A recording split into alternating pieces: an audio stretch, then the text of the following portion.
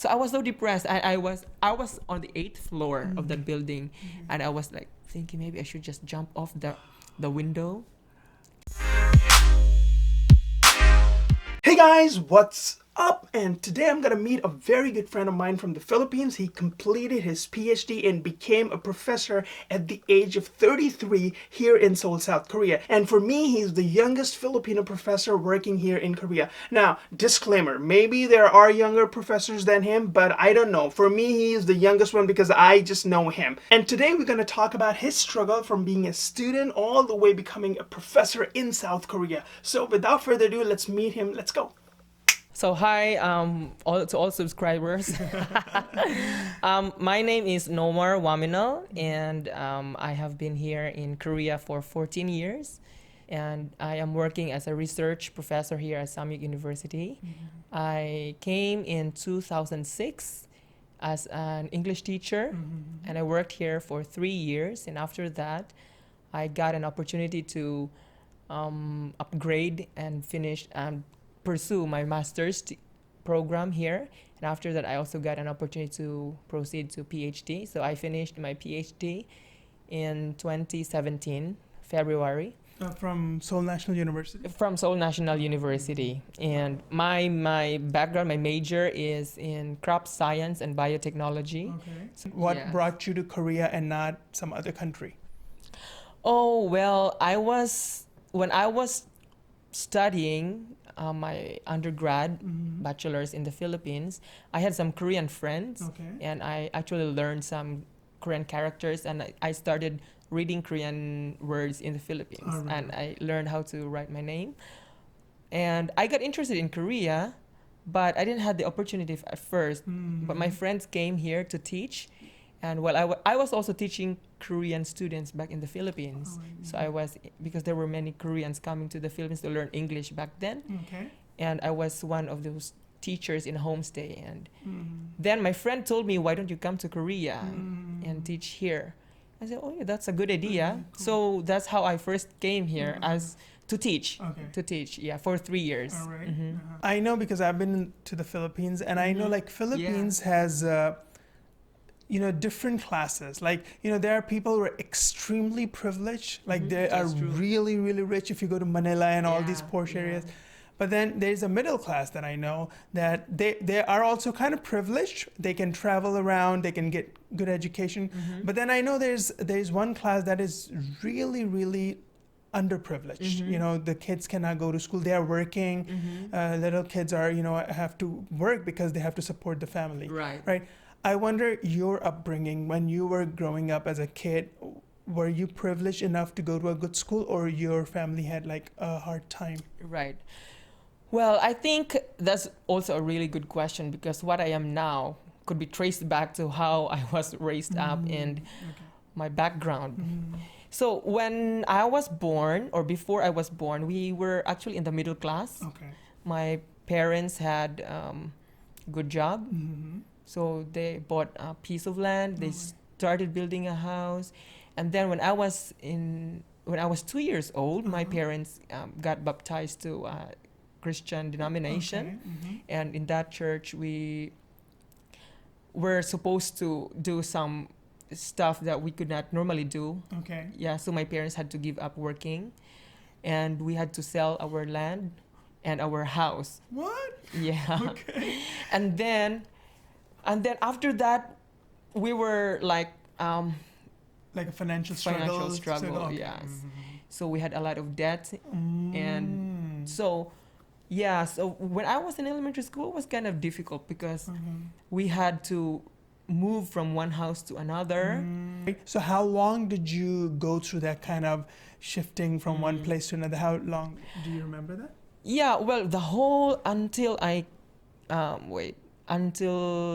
going to university, maybe for the whole 6 years of my elementary school and high school, we had to rent. What do you think, if you were privileged enough back then, do you think you still might have ended in Korea, or you might have gone somewhere else, or you might be still working in the Philippines? Well, I think I wouldn't be here if we were privileged, because I wanted to be a medical doctor. So if we had the money, I probably had been to medical school, and yeah. What were the struggles that you went through to get to Korea? When I was teaching before, the first time I came to Korea, it was not so difficult because the school had to pay for all the airfare and everything, so it was smooth. I had a really good time there. But from the time I changed from teaching or from one visa to student visa, that's when I had to stand on my own feet, and I faced a different struggles. When I started my master's, I had to work on Saturday night. I had to work on Sundays. That's like teaching jobs. I would do part-time jobs to teach. I didn't have time for myself, and I could only afford really cheap housing, where I don't know for What was the cheapest house you ever lived in? that was the cheapest house the first time I came here. It was like in the rooftop, you know, the rooftop, their roof, and they just put a container van on that roof, and then they just designed the container van to look like a room. So I was in that room, and I was alone in the rooftop, yes, for a year. And in summer, you could imagine the heat. And also, there was no air conditioner? No air conditioner, and I didn't. There was a refrigerator, but the refrigerator was broken. I couldn't use it. I know when you're doing a PhD, you can party, you know, because PhD means you have to do a lot of research. You have to publish a paper and all. Yes. I wonder, were there times that you were like so drained?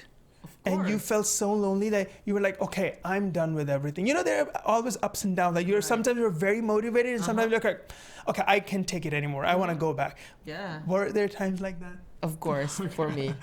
I think I was in a real dilemma and confused that I had to talk to my professors.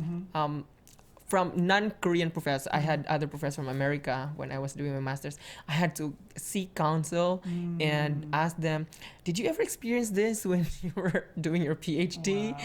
So I was really confused that time. Was I the only person experiencing this? Or are all other PhD candidates or students experiencing this? I wanted to quit 100 times. Wow. I wanted to run. My goodness. What kept you motivated? You know, like still you are done with your PhD.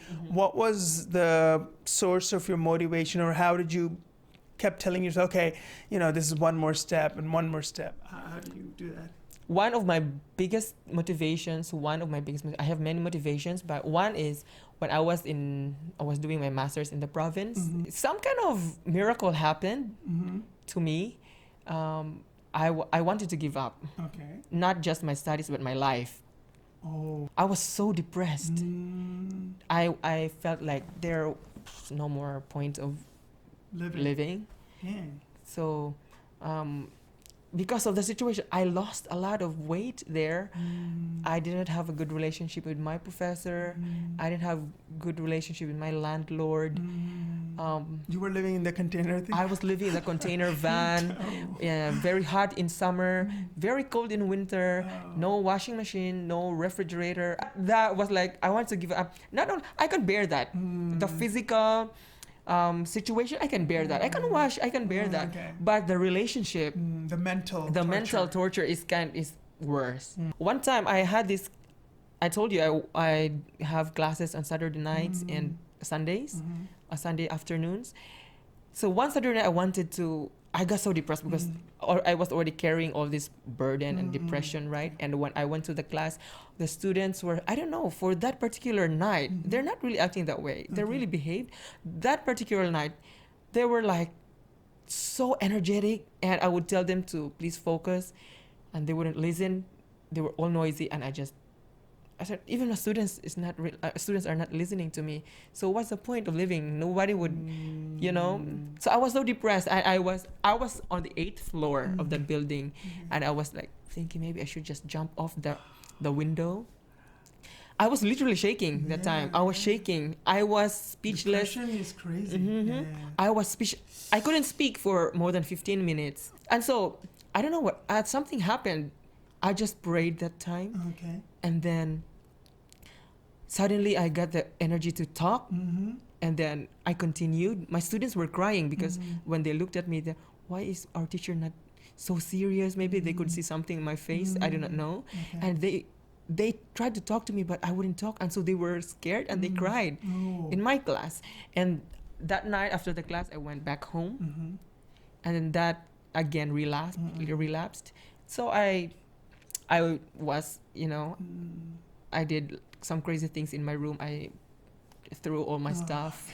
My room was just upside down. Stress, okay. Yes, and I cried a lot. And just for the first time in history, even until now, in my 14 years in Korea, the first time ever that my mother called me from the Philippines. Just randomly. Wow. They would never call me from Philippines. You were the one who would call. I would always call them because it would be easier for me to call them from here. And just that particular instance when I was sobbing, I was just really like a child in that room. Okay. Because I wanted to, I don't know, I could have done really crazy stuff on myself. Sure. Some stupid stuff to myself. It happened. And that's why I call it a miracle, because just that particular instant when I was in my lowest and when I needed someone the most, who else would call me? It was my mom. My mom called me, and right in the middle of my sobbings and cryings, and she heard everything. And she was so worried. She would like, you should come as soon as possible right now. We will buy ticket for you. And this, I didn't have money. Yeah. My money was just enough to pay for my rent, and the school did not even give me some allowance, and so it was like destitution for me. So, but your question was what motivated me, right? Where did you get all that? That miracle. When I would look back to that, I said, I would think to myself, I have a reason why I'm here. So whenever I face some difficulties in Korea, I still look back to that. Said, I have a purpose. I have a reason why I'm here. Okay. When I feel like I have no direction sometimes, the PhD stress, struggles, I wanted to quit several times, but I have a reason. So I have this kind of still something. Hey guys, thank you so much for watching this video today. And when I was talking to Nomar, he mentioned that there were times when he felt that he's the only one who's going through this struggle or problem. And then he talked to his professor, asking them like, have you ever faced this kind of struggle when you were doing your PhD? And they were like, yeah, we also went through the same thing. And I'm sure there are a lot of people out there who think the same. Like, you might be going through some kind of struggle and you feel like you are the only one. You question, why me? But just remember, just like you, maybe there are lots and lots of people out there who are going with the same struggle as of yours. But the key is, from Romar, what I've learned is just hang in there, hang in there. For him, the way to do that was prayer. He prayed and he was hanging in there, and a miracle happened. His mom called, remember? For you, it could be, taking a walk, talking to a friend, listening to music, but just hang in there, and I'm sure a miracle is gonna happen. But just let me know what you guys have learned from this video. Please do let me know your comments in the comment section below, and please do not forget to like, share, subscribe, and most importantly, smile.